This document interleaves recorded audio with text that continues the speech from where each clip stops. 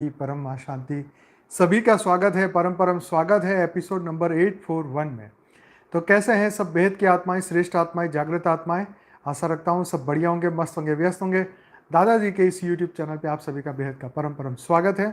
मैं हूं अनंत और सभी का स्वागत करता हूं लाइव मेडिटेशन रात को 10 से 11 में। तो आइए शुरुआत करते हैं आप और हम मिलके आज के नए लाइव मेडिटेशन के वीडियो का। तो आज हम बात करने वाले हैं एकदम मस्त टॉपिक पे। और आज का जो हमारा चर्चा होने वाली है चिरंजीवी काकभूषणी मुनि के बारे में बात करने वाले हैं।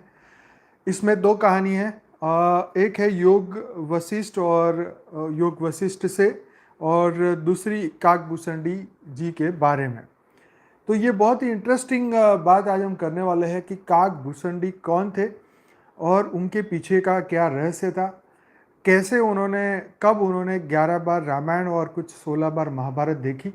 ये सभी चीज़ें आज हम डिस्कस करने वाले हैं। बहुत ज़्यादा इंटरेस्टिंग ये वीडियो है, पूरा वीडियो देखिएगा ताकि आपका कंसेप्ट क्लियर हो और आपको गजब की जानकारी मिले। साथ ही आपको वर्ल्ड ड्रामा के बारे में भी समझ आएगी। जब आप ये पूरी कहानी सुनेंगे तो आपको ये समझ आएगा कि ये मृत्यु लोक में ये नाटक कब से चलता आ रहा है, ठीक है, कैसे ये नाटक चलता आ रहा है। अपने आप पे ये गर्व होगा कि शुक्र है कि हम लोग इतनी धरती पे हमारे ज़्यादा जन्म नहीं हुए। तो आइए मिलके शुरू करते हैं काकभूषणी के बारे में। तो एक रामायण का एक बहुत मुख्य ये पात्र है, बहुत लोग नहीं जानते होंगे, मैंने भी बहुत देर से जाना है इनके बारे में। तो ये परम ज्ञानी राम भक्त थे। इनका ये कैरेक्टर है कि वो राम भक्त थे। तो थोड़ी सी उनकी एक स्टोरी सुनते हैं तो आपको बहुत ही समझ में आएगा।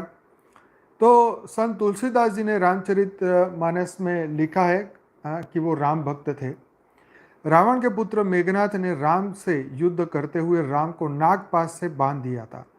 देवर्षि नारद के कहने पर गरुड़ जी नागभक्षी पक्षी थे, तो गरुड़ जी ने नागपाश के समस्त नागों को प्रताड़ित कर राम को नागपाश के बंधन से छुड़ाया। राम के इस तरह नागपाश में बंध जाने पर राम के पर ब्रह्म होने पर गरुड़ जी को संदेह हो गया। ऑब्वियसली गरुड़ जी की वैल्यू बढ़ गई। ये राम जी मुसीबत में थे तो उन मुसीबत से गरुड़ जी ने निकाला। तो कॉन्शियस माइंड तो यही बोलता है ना कि अरे इनको इतना नहीं आता, ये पर ब्रह्म के अवतार है, हाँ ये देखो खुद सांपों में पड़े हुए, फंसे पड़े हैं। तो उनके भीतर जो है ये इस तरीके का एक भाव, जो कि ये एक, क्योंकि ये माया से बना हुआ हमारा मन है, मन बुद्धि संस्कार तीनों ही चीज़ माया के बने हुए हैं। तो ये अहम भाव जो है हर जीव में आना एक स्वाभाविक सी बात है। तो यह बात ये समझ में आई उनको कि राम कैसे ब्रह्म का अवतार हो सकते हैं। जैसे आज हम सब बोलते हैं कि हम सब दिव्य आत्मा हैं, दिव्य, हम सब ब्रह्म समान आत्मा है, बेहद की परम परम आत्मा है। लेकिन जो पहली बार इस ज्ञान को सुनता है उसको लगता है यार क्या मजाक हो रहा है। जैसे बीके में जाते तो बोलते हैं तुम देवता थे, तुम मनुष्य बन गए। तो पहले पहले लोगों को बड़ी हंसी आती है, अरे क्या बात कर रहे, देवता इतने श्रेष्ठ है और हम तो मनुष्य है। अरे मनुष्य श्रेष्ठ है देवताओं से ज़्यादा। आज तक ये कहने वाला कोई नहीं मिला। बहुत दुख की बात है कि लोगों ने चमत्कार को नमस्कार किया तो ज्ञान की वैल्यू खत्म हो गई, राइट। तो इसीलिए देवताओं को श्रेष्ठ कहा, लेकिन देवता श्रेष्ठ नहीं है, मनुष्य श्रेष्ठ है। मनुष्य श्रेष्ठ मतलब जानवर बुद्धि वाला नहीं, दिव्य बुद्धि वाला मनुष्य श्रेष्ठ है, राइट। इसीलिए तो भगवान ने भी, भगवान ने देवताओं का अवतार नहीं लिया, भगवान ने मनुष्यों का अवतार लिया, भगवान ने जानवरों का अवतार लिया, भगवान ने सभी अवतार लिए, कच्छ अवतार, मत्स्य अवतार, जितने भी अवतार हुए। भगवान ने कोई परहेज नहीं किया, अरे मैं 84 लाख योनि में क्यों जाऊं। अरे उनको तो जीवों का कल्याण करना था, उनको तो मनुष्यों का कल्याण करना था। कैसे भी वो कोई भी, इवन यक्ष रूप में भी प्रकट हुए इंद्र का अहंकार तोड़ने के लिए। तो ये सबसे बड़ी बात है कि भगवान है, परमात्मा जो शिव है, वो कई अवतार अपने लेते हैं वाया ब्रह्मा विष्णु शंकर, उन्हीं से वो करवाते हैं सृष्टि का आरंभ। इसके बारे में भी गजब की जानकारी अभी इस दूसरी स्टोरी में आने वाली है। तो बने रहिए, पूरा ध्यान से सुनिए, बहुत ही मस्त और बहुत ही इंटरेस्टिंग ये एपिसोड रहेगा, पूरा देखना जरूर। तो राम के इस तरह नागपाश में बधे जाने पर राम के परब्रह्म होने पर गरुड़ को संदेह हो गया। गरुड़ का संदेह दूर करने के लिए देवर्षि नारद उन्हें ब्रह्मा जी के पास उनको भेजा। ब्रह्मा जी ने उनसे कहा कि तुम्हारा संदेह भगवान शंकर दूर करेंगे। भगवान शंकर जी ने गरुड़ को उनका संदेह मिटाने के लिए काकभूषणी जी के पास भेजा। किसको? गरुड़ का अहंकार तोड़ने के लिए काकभूषणी। काकभूषणी मतलब वो काग जो कौवा होता है ना, वो ऋषि कौवे के अवतार थे। वो डिटेल में भी आने वाला है, तो थोड़ा सावधानी से सुनिए, भूलिए मत। हाँ, तो गरुड़ जी को काकभूषणी जी के पास भेजा। अंत में काकभूषणी जी ने राम के चरित्र की पवित्र कथा सुनाकर गरुड़ के संदेह को दूर किया। गरुड़ के संदेह भाव हो जाने के पश्चात काकभूषणी जी गरुड़ को स्वयं की कथा सुनाया, जो इस प्रकार है। अब उनका संदेह कैसे तोड़ा, तो उन्होंने अपना अनुभव सुनाया है। काकभूषणी ने अपना काकभूषणी जी गरुड़ को स्वयं की कथा सुनाते इस प्रकार। तो उन्होंने क्या कहा? पूर्व के एक कल्प में कलयुग का समय चल रहा था। एक एक लाइन ध्यान से सुनना। पूर्व के एक कल्प में, क्योंकि आप जानते हैं कि इस धरती पे बहुत सारे कल्प बीत चुके हैं, तो पूर्व के एक कल्प, उसमें नंबर तो था नहीं, ठीक है। तो पूर्व के कल्प में कलयुग का समय चल रहा था, क्योंकि कलयुग पहली बार तो नहीं है, पहले भी कितनी बार कलयुग बीत चुका है। तो उस समय काकभूषणी जी का प्रथम जन्म अयोध्यापुरी में एक शूद्र के घर में हुआ। उस जन्म में वे भगवान शिव के भक्त थे, किंतु अभिमान पूर्वक अन्य देवताओं की निंदा करते थे। मैंने आपको बोला था कि निंदा नहीं करनी चाहिए, उसके पीछे एक बहुत बड़ी कहानी थी, जो कि अब यहाँ नहीं चर्चा करेंगे, वो आप फिर से देख लेना। एक बार अयोध्या में अकाल पड़ गया, वे उज्जैन चले गए। वहाँ वे एक दयालु ब्राह्मण की सेवा करते हुए उन्हीं के साथ रहने लगे।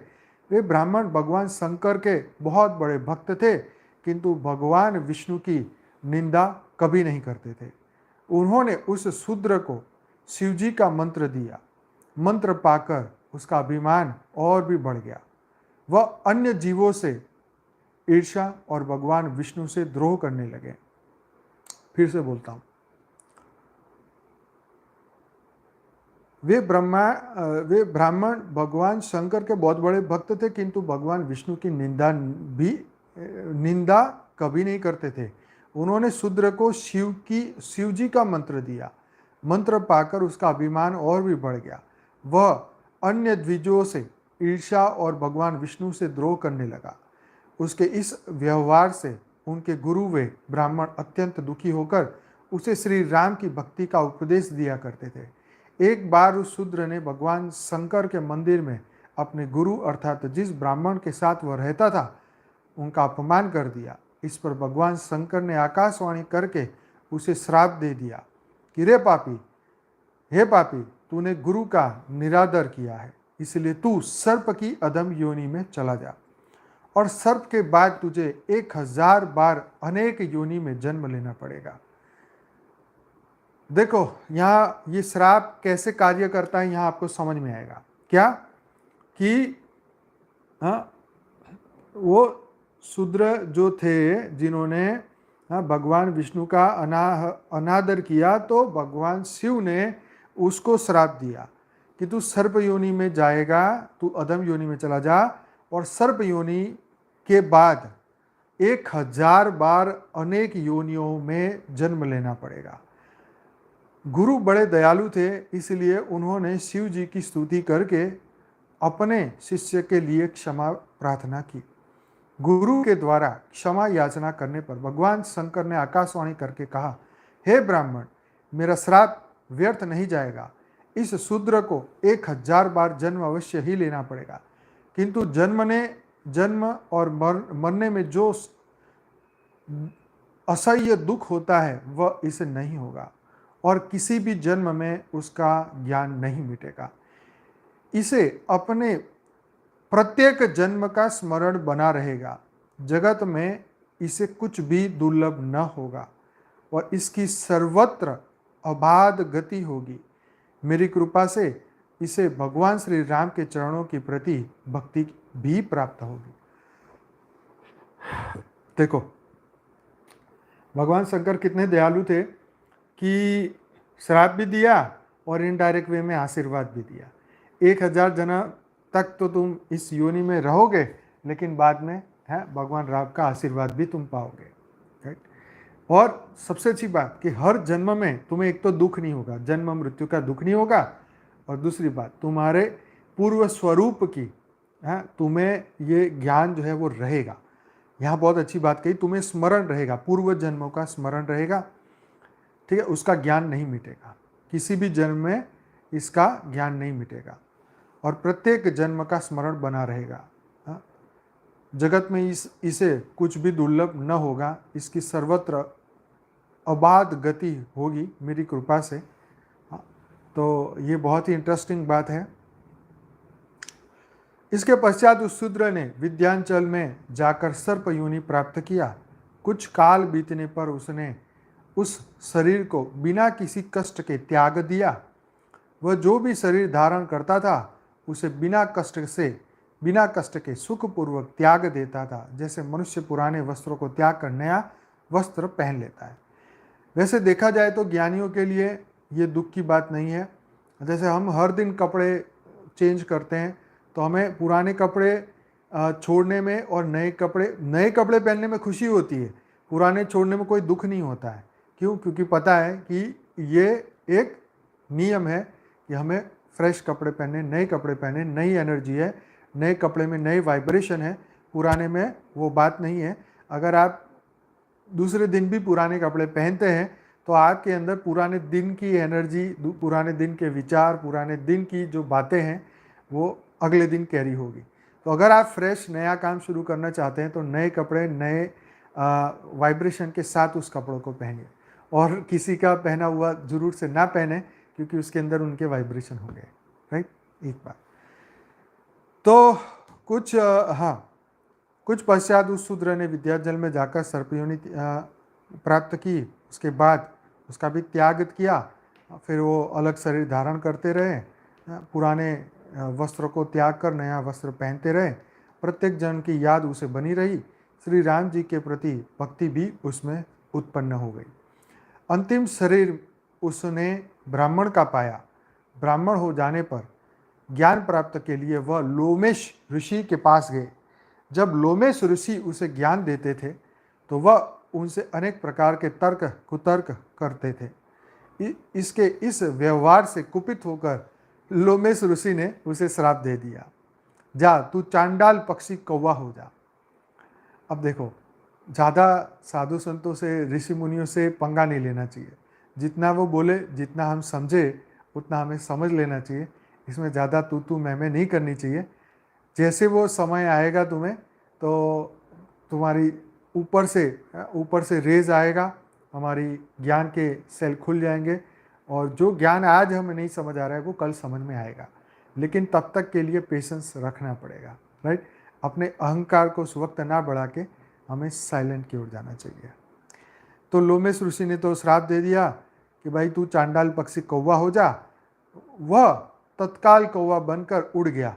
श्राप देने के पश्चात लोमेश ऋषि को अपने इस श्राप का पश्चाताप हुआ, और उन्होंने उस कौवे को वापस बुलाकर राम मंत्र दिया तथा इच्छा मृत्यु का वरदान भी दिया। बताओ कितना लकी है। कौवा तो बना, लेकिन साथ साथ इच्छा मृत्यु का वरदान भी मिला। कौवे का शरीर पाने के बाद ही राम मंत्र मिलने के कारण उस शरीर से उन्हें प्रेम हो गया, और वे कौवे के रूप में ही रहने लगे तथा काकभूषणी के नाम से विख्यात हो भी गए। तो भाई ये थी उनकी छोटा सा इंट्रोडक्शन, ठीक है, काकभूषणी जी का। हमें बहुत कुछ इसमें सीखने को मिलता है, राइट। हमें समझ में आता है कि कैसे, देखो, एक महान व्यक्ति के सामने जाके अगर हम गलती भी करते हैं, राइट, तो वो परम योगी, परम ज्ञानी है तो वो माफ़ कर देंगे। लेकिन जैसे विष्णु के बारे में वो मन में खोट रखते थे, तो शिव जी ने आकाशवाणी करके उनको श्राप दे दिया। तो मन में प्रश्न ये भी उठता है कि भाई उस वक्त ही आकाशवाणी करते थे, आज नहीं होती। आज तो जगह जगह रोज भगवान को गालियाँ मिलती है तो भगवान क्यों आकाशवाणी क्यों नहीं करते, सबको पकड़ पकड़ के क्यों श्राप नहीं देते। तो खैर, यहाँ पे ये सबसे बड़ा श्राप है कि हम अज्ञानी मर रहे हैं। अब समझ रहे हो बात। हमारा अज्ञान वाले घर में जन्म हो रहा है और हम अज्ञानी ही मर रहे हैं, तो ये कलयुग का सबसे बड़ा श्राप है। आई बात समझ में? कि हम श्रेष्ठ लोगों के घर हमारे जन्म नहीं होते और हमारी मृत्यु श्रेष्ठ तरीके से नहीं होती। हम आत्मज्ञान के लिए बिना हम यहाँ से जा रहे हैं, हम ब्रह्म ज्ञान के बिना यहाँ से जा रहे हैं, हम अपने आप को पहचाने बिना जा रहे हैं। तो ये सबसे बड़ा श्राप है मृत्यु लोक का, राइट? कि हम अज्ञानी पैदा हुए और अज्ञानी ही मरे, राइट? अगर ज्ञान है तो हमें वो आने वाले समय में जागृत हो जाएगा। ठीक, आप इस बात को आप समझ लीजिए, पूर्ण विश्वास से मेरी इस बात को समझ लीजिए कि जो ज्ञानी आत्मा है इस वक्त, उसका अकल्याण कभी हो नहीं सकता, पहली बात। दूसरी बात, अगर उन्होंने अंत समय तक ये ज्ञान को धारण किए रखा, ठीक है, तो उसकी उद्वगति होनी ही होनी है, अधोगति नहीं होगी। तीसरी बात, अंतिम समय तक ज्ञान को धारण रखना मतलब, जैसे कई लोग आए 25 सालों में, कई लोग छोड़ के चले गए। उन्होंने सोचा कि ये ज्ञान तो सिर्फ हवाई ज्ञान है, इसमें तो कुछ होने वाला नहीं, हमारा तो मन भी नहीं बदल रहा, तो भाई दुनिया कैसे बदलेगी। तो उन्होंने ये सोचा, वो घर चले गए। ठीक, तो यहाँ कितनी लंबी पढ़ाई है, कितनी PhD की पढ़ाई है। आप एक एक वीडियो देखो बापूजी के, 3000 वीडियो है, देखो उसको। अगर इतना सुनने के बाद, लाइव मेडिटेशन के इतना वीडियो देखने के बाद, अगर हमारे भीतर अभी भी बुराइयां करने की अंदर कुछ अवकाश बाकी है, तो समझो आपको कितना काम करना पड़ेगा अभी भी आपके अंदर, राइट? आपको अपने अंदर, आप अपने गुरु के प्रति अगर कुछ बुराई करते हैं या सोचते हैं और आपके भीतर वो अभी भी, क्योंकि आपने वो सोचा तो अंदर रिकॉर्डिंग है, अगर वो मेल है तो वो फिर आपको, वो मेल क्या करेगा, वो आपके अंदर फिर फ्रस्ट्रेशन पैदा करेगा और फिर अंदर से वो दुख पैदा करेगा। अगर हमने इस ज्ञान को सही तरीके से अंदर उतारा है, तब तो तुम जीवन मुक्त बन जाओगे। और कई लोग कहते हैं हम तो ज्ञान सुनते हैं लेकिन हम तो बदलते ही नहीं। तो भाई बदलोगे कैसे? अंदर जो मैल है उसकी सफाई डेली करो। शरीर को रोज धोते हो, मन को रोज धोते हो, है, आत्मा को धोने का कुछ प्रबंध करो, सूक्ष्म शरीर को धोने का प्रबंध करो, कारण शरीर को धोने का प्रबंध करो, तब तो मन बदलेगा, तब तो विश्व बदलेगा। तो यहाँ काकभूषणी की बात कर रहे हैं कि उन्होंने ब्राह्मण के घर में तो गए, ज्ञान भी सुना, लेकिन जो ईर्ष्या भाव नहीं छोड़ा, द्वेष भाव नहीं छोड़ा, अपनी राय पकड़ के रखी, ये अच्छा है, ये बुरा है, ये इनसे बात करता है, इनसे नहीं करता है, ये ऐसा है, ये वैसा है, ये इनको महत्वता देता है, हमें नहीं देता है। तो ये जो भाव हमारे भीतर एक बार रिकॉर्ड हो जाता है, तो इससे क्या होता है कि हमारे सूक्ष्म शरीर के अंदर हम उस नेगेटिविटी को पालते रहते हैं। हमें इसको तुरंत ही क्लियर करना चाहिए अगर हम अपने आप का कल्याण करना चाहते हैं, है ना। तो ये बात जरूरी है कि अगर मन में मैल भरता जाएगा, नेगेटिविटी बढ़ेगी तो कोई फायदा नहीं होने वाला है। जैसे आप अभी मोरबी में देखो, 2 दिन पहले एक डैम पहले जहाँ मोरबी में 2001 में मच्छू डैम टूटा था, उसी जगह पे एक दूसरा रोपवे जैसा बनाया हुआ भी टूटा कल, और करीबन 150 लोग, 135 या इतने लोग मरे। मतलब कहने का मतलब था कि जब वो डैम टूटा तो वहाँ पे कई पता नहीं कितने हजार लोग मरे थे उस वक्त, और उस वक्त के वाइब्रेशन, उस वक्त की नेगेटिविटी जो उस एरिया में इकट्ठी रही, उसी के कारण वो एनर्जी को नहीं बदला गया, और उसी के कारण जो है ये फिर से ये अनफॉर्चुनेट घटना घटी। बहुत ही बुरा हुआ। कुछ लोग शरारती थे, उसने वो वीडियो में दिखाया कि उसको हिला रहे थे, पता नहीं जो भी किया, वॉट एवर। तो जहाँ पर नेगेटिव एनर्जी या वाइब्रेशन इकट्ठे होते हैं, वो डेफिनेटली वहाँ अच्छा नहीं होगा, वहाँ बुरा ही होने वाला है, राइट।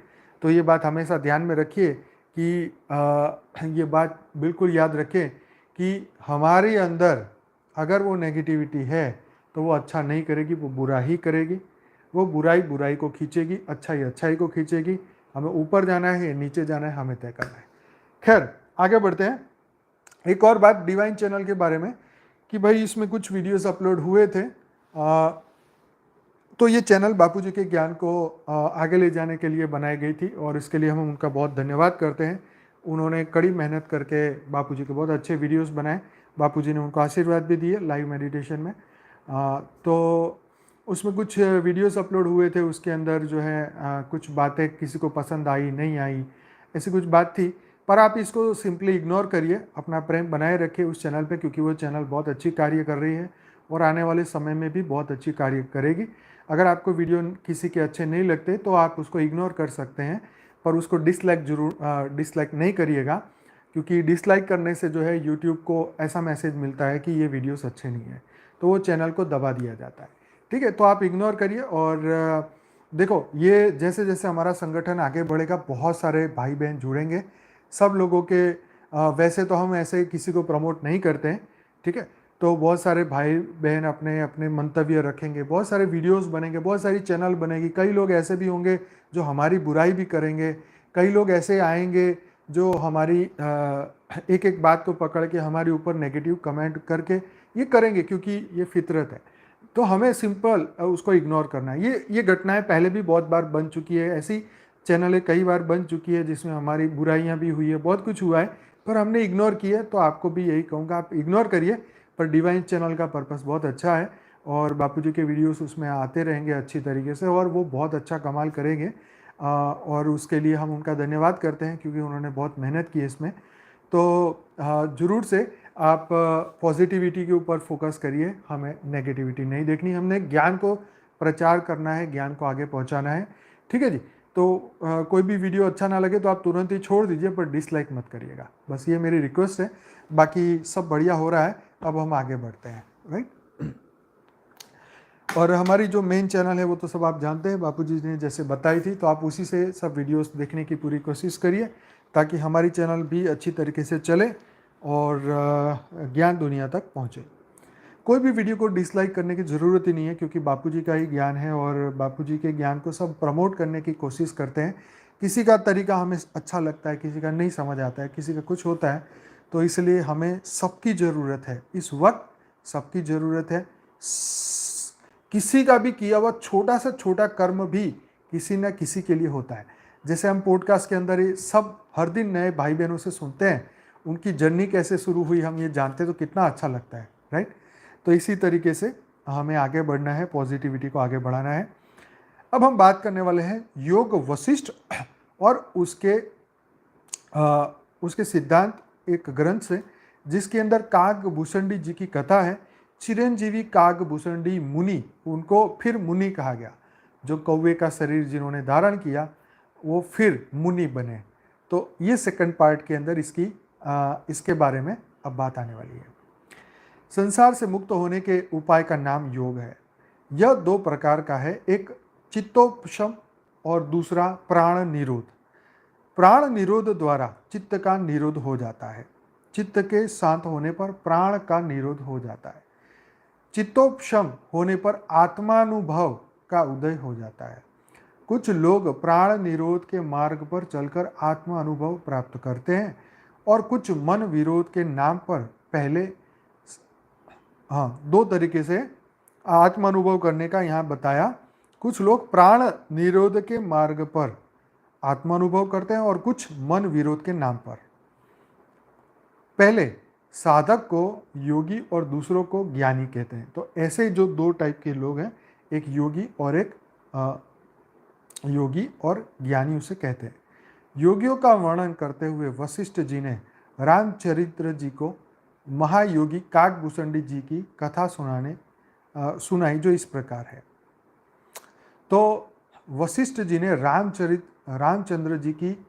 रामचंद्र जी को महायोगी कागभूषणी जी की कथा सुनाई। अब ध्यान से सुनिए। वशिष्ठ जी ने कहा, एक समय मैं सूक्ष्म शरीर द्वारा इंद्र की सभा में गया। देखो, एस्ट्रल ट्रैवल की बात आई ना। हाँ, देखो, एस्ट्रल ट्रैवल गलत नहीं है, ऊपर के लोकों में ट्रैवल करना गलत नहीं है, ये हमारे शास्त्र में लिखा है। एक समय में सूक्ष्म शरीर द्वारा इंद्र की सभा में गए। वहाँ पर बड़े बड़े ऋषि और मुनि बैठे थे। कहाँ बैठे थे? इंद्र की सभा में। मतलब इंद्र का राज वहाँ पे था, लेकिन वहाँ पर भी बड़े बड़े ऋषि और मुनि बैठे थे, वहाँ वो जाते थे, राइट। नाना प्रकार का वार्तालाप हो रहा था। होते होते चिरंजीवी पुरुषों का वृत्तांत छिड़ गया। अब ध्यान से सुनो, वह ऋषि मुनि क्या गप्पे मारने जाते थे? नहीं, वो लोग पृथ्वी पे जो धरती पे ये समय बीतता है, जो प्रॉब्लम है, वो सब इंद्र से डिस्कस करते थे, क्योंकि वो तीनों लोगों का मालिक तो इंद्र था। तो इंद्र के साथ ऋषि मुनि बैठ के सब बातें करते थे कि भाई धरती लोक में क्या हो रहा है, क्या करना है, क्या नहीं करना है, ज्ञान की बातें, शास्त्रों की बातें, ऑब्वियसली। ठीक। तो चिरंजीवी पुरुषों का वृत्तांत इसमें छिड़ गया। भाई कौन कौन है चिरंजीवी? तो साताताप नाम के मुनि ने कहा, सातातप नाम के मुनि जी ने कहा, संसार में सबसे अधिक चिरंजीवी काकभूषणी जी मुनि है। चिरंजीवी का मतलब तो आपको पता है ना, जिसकी उम्र सबसे ज़्यादा लंबी हो उसको बोलते चिरंजीवी। हमारे गुजराती में तो बोलते ये किसका चिरंजीवी है, मतलब किसी का बच्चा या बच्ची हो तो बोलते ये किसका चिरंजीवी घूम रहा है, मतलब किसका लड़का है ये घूम रहा है। इन शॉर्ट आपके यहाँ भी बोलते ही होंगे। तो संसार में सबसे अधिक चिरंजीवी काकभूषणी जी मुनि हैं, राइट। तो उनकी बात हो रही। सब ने उत्सुकता से पूछा वे कौन है और कहाँ रहते हैं। हाँ भाई बताओ एड्रेस कौन है, कहाँ रहते हैं? तो शांतातप मुनि बोले, सुमेरु पर्वत की पद्म राग नाम वाली कंदार के शिखर पर एक कल्प वृक्ष है। उस वृक्ष की दक्षिण दिशा की डाल पर बहुत से पक्षी रहते हैं। उन पक्षियों में एक महाश्रीमान कौवा रहता है, उसका नाम भुसुंड है। आगे काग पीछे भुसुंड, काग भुसुंड ऐसा नाम है। वह वीतराग मतलब राग रहित निस्पृह व्यक्ति और महान बुद्धिमान है। जितने काल से वह जीवित है उतने काल से कोई भी जीवित नहीं है। मतलब कितने इंद्र बदल चुके, कितने ऋषि मुनि बदल गए, राइट। लेकिन इनकी बात कही गई कि वो भाई बहुत लंबा जिए हैं। हाँ, वह शांत और जीवन मुक्त है। उसके साथ बातचीत करने से परम आनंद का अनुभव होता है और चित्त शांत हो जाता है। यह बात सुनकर मेरे मतलब वशिष्ठ के चित्त में काकभूषणी के दर्शन करने की महती महती उत्कंठा हुई, मतलब बहुत ही उत्कंठा हुई। इंद्र सभा से उठकर मैं सीधा सुमेरु पर्वत की ओर चल दिया। सुमेरु पर्वत की पद्मराग नाम वाली कंदरा के शिखर पर पहुंचते ही मुझे कल्प वृक्ष दिखाई पड़ा। उधर महासुंदर और सब ऋषियों के फल फूल युक्त वृक्ष के ऊपर नाना प्रकार के पक्षी बैठे आनंद के राग अलाप रहे थे। आगे बढ़कर मैंने देखा कि उस वृक्ष के एक टहनी पर अनेक कौवे बैठे हुए हैं।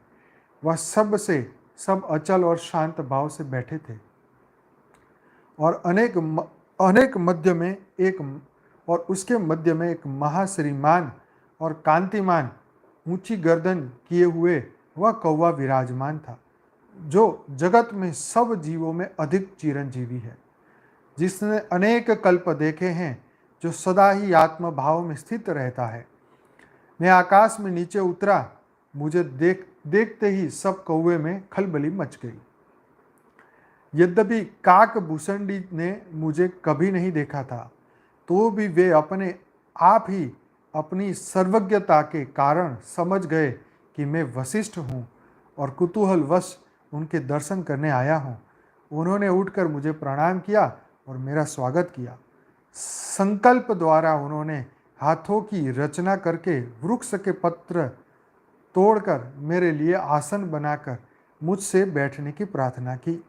यद्यपि वे सब कुछ समझ गए थे और जानते थे कि मैं किस निमित्त यहाँ पर आया हूँ, तो भी मुझसे बोले, हे भगवान, आप हम सबको दर्शन देकर कृतार्थ किया।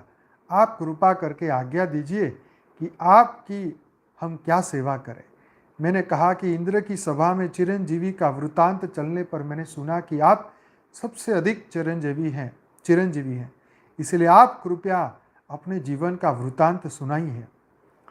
तो काकभूषणी जी बोले, भगवान शिव के अधिष्ठातृत्व में अनेक गण और शक्तियां हैं, उनके अनेक नाम और रूप हैं।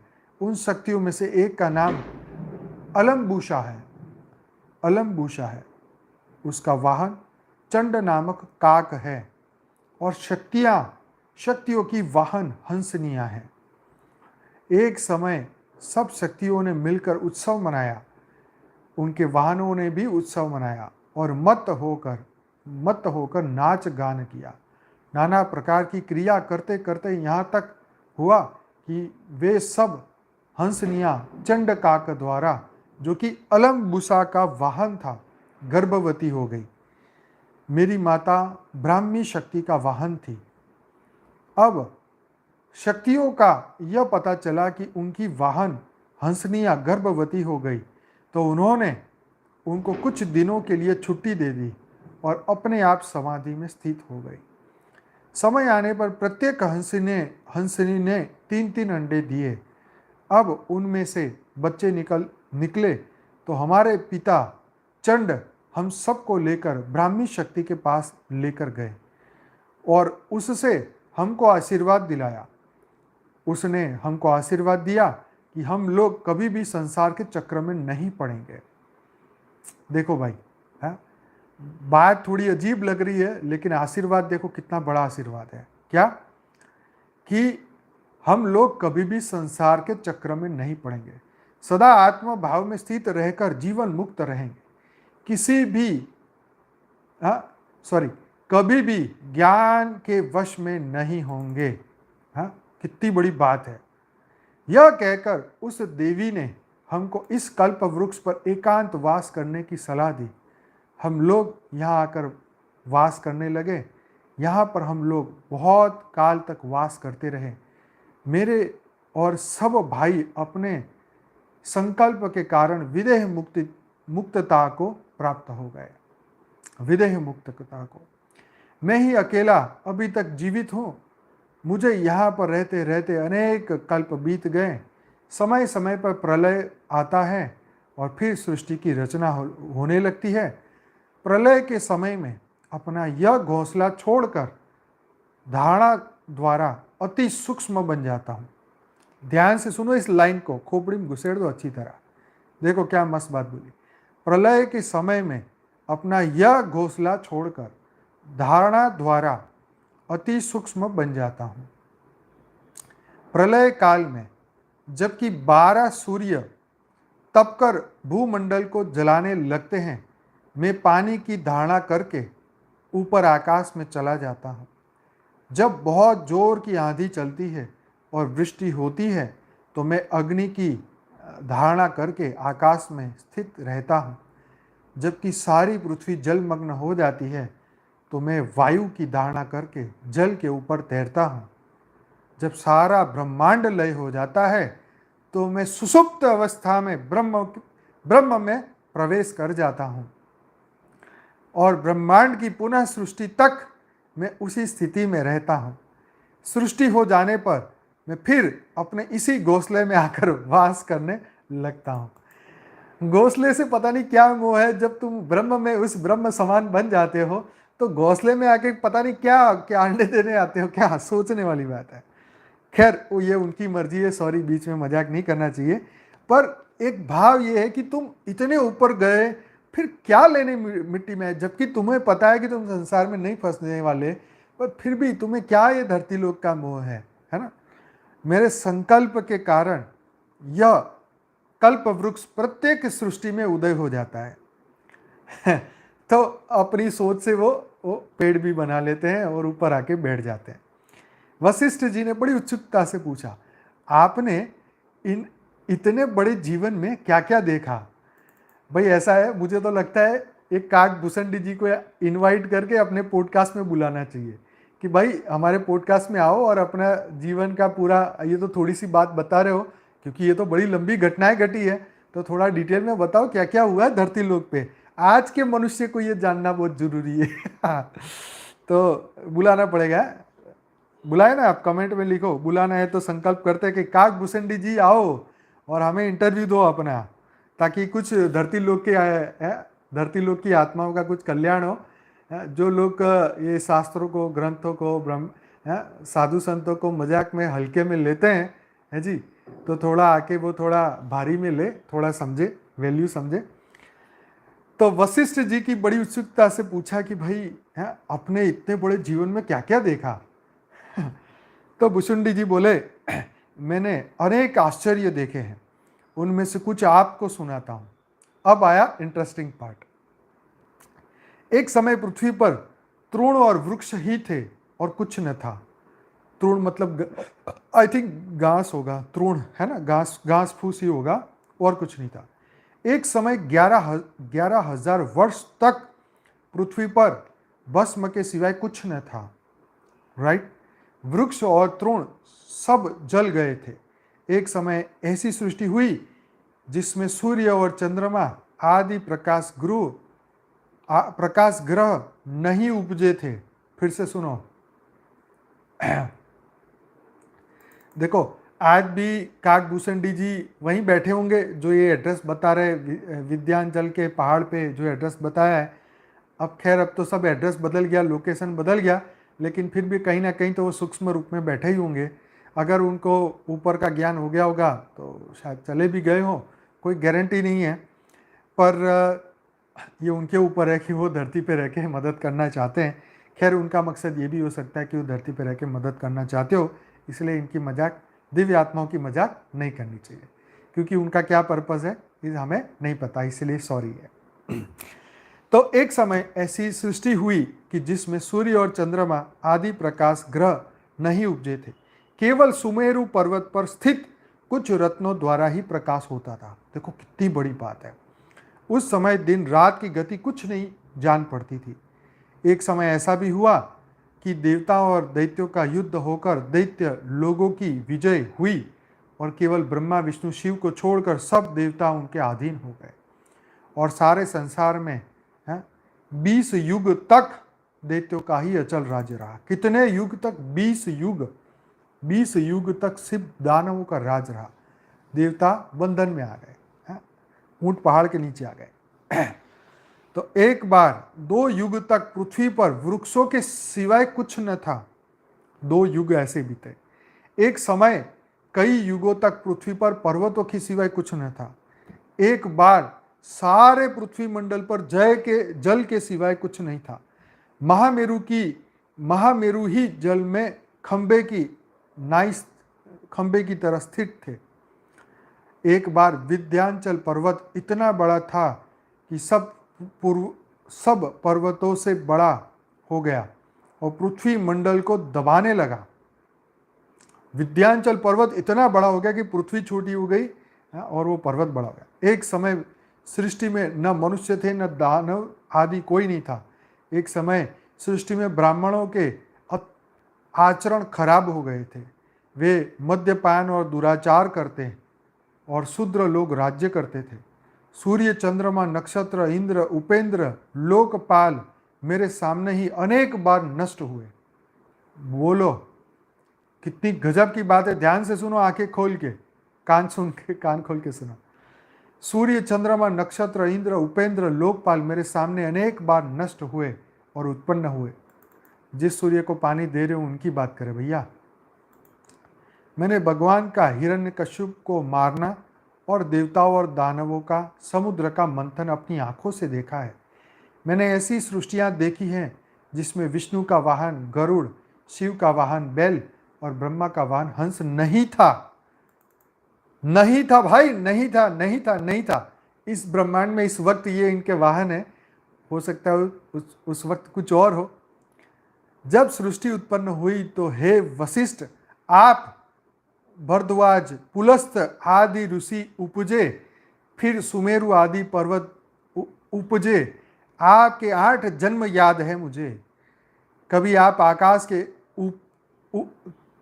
आकाश से उपजे, कभी जल से, कभी अग्नि से, कभी पवन से। है 12 बार मैंने समुद्र मंथन होते देखा। 12 बार समुद्र मंथन होते हुए देखा। 3 बार हिरण्यकश्यपु का पृथ्वी को पाताल में जाना देखा। 6 बार परशुराम का जन्म देखा। मैंने ऐसे ऐसे जन्म देखे कि जबकि वेद और पुराणों के अर्थ दूसरी ही तरह लगाए जाते हैं। ये भी शायद यही समय है जब वेदों और पुराणों का सब अपनी कथाएं अलग बताते हैं।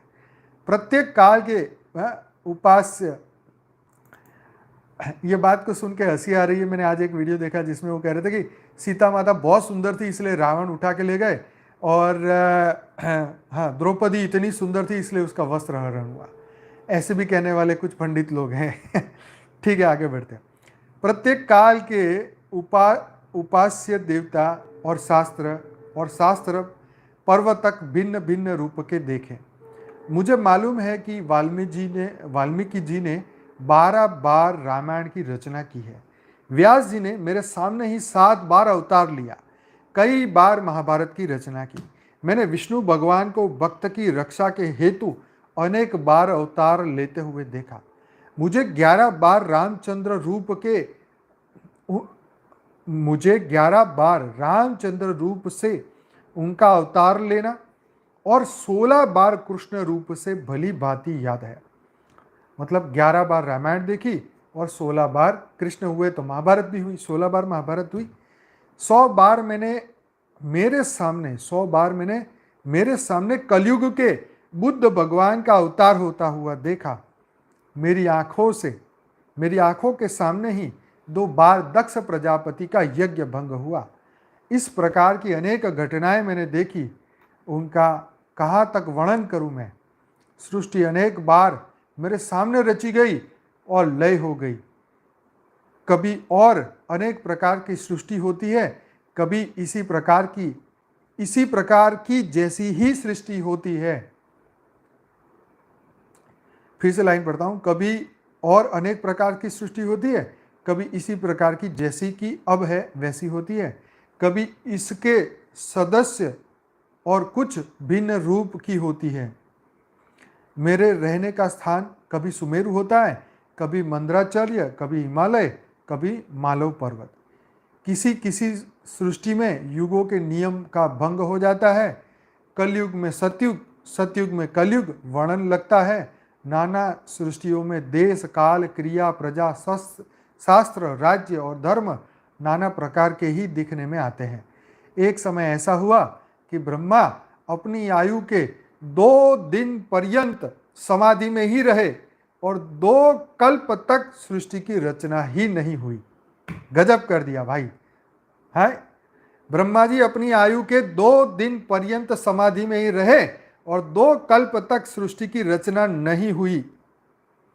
वशिष्ठ जी को इस कथा को सुनकर बड़ा आनंद हुआ।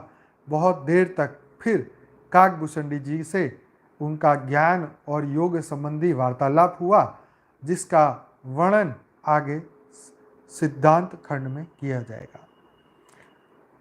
ठीक है जी। तो आखिर में 2 लाइन है।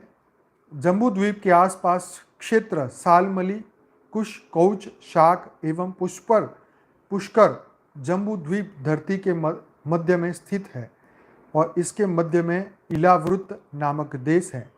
आज के कजाकिस्तान, रूस, मंगोलिया और चीन के मध्य में स्थान को इलावृत्त कहते हैं। इस इलावृत्त के मध्य में स्थित है सुमेरु पर्वत।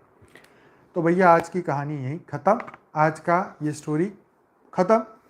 स्टोरी कहो, सत्य कहो, हकीकत कहो, मैं तो इसको सत्य हकीकत मानता हूँ। आपका जो मन कहे, आपका मन जो माने वो आप कहिए। तो देखो, इतना आज सुनने के बाद है आपको क्या समझ में आया? इसको अगर देखो, समय बहुत कम है ना इस बीच, क्योंकि अब बात इसी की हो रही थी तो चर्चा भी इसी की होनी चाहिए कि कितना कुछ इस धरती लोक पे हो चुका है और हम कितने लकी हैं कि हम सिर्फ 5000 साल से ही मनुष्य रूप से धरती पे आए हैं। सोचो कितने लकी है बेहद की आत्माएं जो सिर्फ और सिर्फ भाई इस वीडियो को अभी लाइक करो। देखो 255 लाइक दिख रहे हैं और देखने वाले 326 लोग हैं। तो कृपया पहले लाइक करिए इस वीडियो को, क्योंकि आप लाइक करोगे तो ही यूट्यूब को पता चलेगा। अभी हमें आपकी गरज है, इसलिए हाथ जोड़ के रिक्वेस्ट करता हूँ लाइक करो। ठीक है। तो हाँ, ये कहना कि हम कितने लकी हैं कि इस संसार में हम सिर्फ 5000 साल से ही आए। इससे पहले हमें आना नहीं हुआ और धरती लोग के और जो लोग बेचारे 198 करोड़ साल से धक्के खा रहे हैं उनका तो हम क्या ही कहें। देखो जैसे ही बोला 255 से 293, मतलब 295 के करीब लाइक हो गए। हाँ, तो भाई ये 40 लोग ऐसे मत, मेरे मेरे बोलने का इंतज़ार मत करो, जैसे ही वीडियो खोलो तो लाइक कर दिया करो। ये आपकी मॉरल रिस्पॉन्सिबिलिटी है। थोड़ा सा भी कर्म बंधन सिर पे मत रखो। अच्छा लगता है वीडियो तो लाइक कर दो, क्योंकि इससे आप अपने कर्म बंधन से मुक्त हो जाओगे। ठीक है, मेरा भी कोई ऋण नहीं रहेगा ना आपका रहेगा। इसीलिए वीडियो को देखते ही लाइक कर दो। मेरा तो कुछ है नहीं, क्योंकि मैं तो धरती लोक का हूँ ही नहीं। तो मैं तो सिर्फ बापूजी के साथ ही आया हूँ, काम करना है मेरे को, तो यहाँ से जाना है। हमने तो कोई लंबी चौड़ी फैमिली करनी नहीं है। तो ये समझने वाली बात है कि जो लोगों को ये बात समझ में आ गई है कि हम ये धरती लोक के मनुष्य नहीं हैं, राइट, हमें यहाँ पे ये बात को हमें ये गर्व से लेना चाहिए, राइट। बापूजी धरती पे आए हैं सबको जगाने के लिए। कितनी कितनी बड़ी बात है, कितनी बड़ी बात है ना, कि बापूजी धरती पे आए और हमें ये सब ज्ञान दिया। आज हमें इतनी बुद्धि दी, इतने हमें होशियार बनाया कि हम कुछ आपके सामने कुछ अच्छी बात कर सकें। और ये हमारे बहन जो ढूंढ के हमें ये सब चीज़ें देते हैं, उनको कितना धन्यवाद करें हम, कि भाई इतनी महत्वपूर्ण बातें जो आज तक इतने 840 एपिसोड में नहीं आई, वो अब आ रही है। तो ये सब बातें बाहर आनी चाहिए, लोगों को पता चलना चाहिए कितना बड़ा ड्रामा धरती पे बीत चुका है, राइट। हमें ये एहसास होना चाहिए कि बॉस हमें ये धरती लोक से जीवन मुक्त होके जाना है। हमें काक भूसंडी की तरह या कोई पेड़ पे बैठे नहीं रहना है, या हम उस ब्रह्म समान बन के उसमें नहीं रहना है। हमें अपने क्रिएटर में आगे उनके साथ चले जाना है, क्योंकि ऐसी अनंत पृथ्वियां हैं। अभी तक तो ये ज्ञान कभी आया ही नहीं। अनंत पृथ्वियों की बात अगर ये काक भूसंडी जी बोल देते ना तो बड़ी कृपा हो जाती, पर शायद वो दूसरे ब्रह्मांडों में जाके नहीं देख पाए होंगे। सिर्फ उन्होंने इसी ब्रह्मांड में यही चीज़ें देखी, इसलिए शायद उन्होंने ये बात कही। अगर उन्होंने वो ब्रह्मांडों को भी देख लिया होता, कुछ ये भी बातें बोली होती, तो हमारा ज्ञान थोड़ा और आसान हो जाता। पर खैर वो नहीं बोले तो कोई और बोलेगा। सूक्ष्म जगत में तो आत्माएं प्रवेश करके बोलती ही है, तो इसीलिए हमें इंतज़ार करना पड़ेगा कोई और भी बोले। पर आज ऐसा है ना कि इंग्लिश बोलने वाले विदेश के लोगों की बातें हम बहुत जल्दी से स्वीकार कर लेते हैं। हाँ, वो बड़े उन्नत जगह पे पैदा हुए, बहुत अच्छे बड़े लोग हैं, है ना। तो यस, जैसे यहाँ लिखा ना कि राम और कृष्ण के काफ़ी जन्म हुए, तो उसके बारे में क्या कहना है, तो वो विष्णु के अवतार हुए थे। तो डायरेक्ट ऑलमाइटी अथॉरिटी के अवतार नहीं हुए थे, ये तो इसी बार हुए हैं जो बापूजी ने हमें समझाया है। तो ये बहुत बड़ी बात है कि हम लोगों को ये जागृति मिल गई। हमें इस धरती लोक पे और रुकना नहीं है, फंसना नहीं है। हमें अपने दिव्य स्वरूप को, जो बापूजी ने हमें बताया कि हम बेहद की परम परम परम आत्मा है, दिव्य आत्मा है, जागृत आत्मा है, वो बन के हम यहाँ से धरती से जीवन मुक्त होकर चले जाएंगे।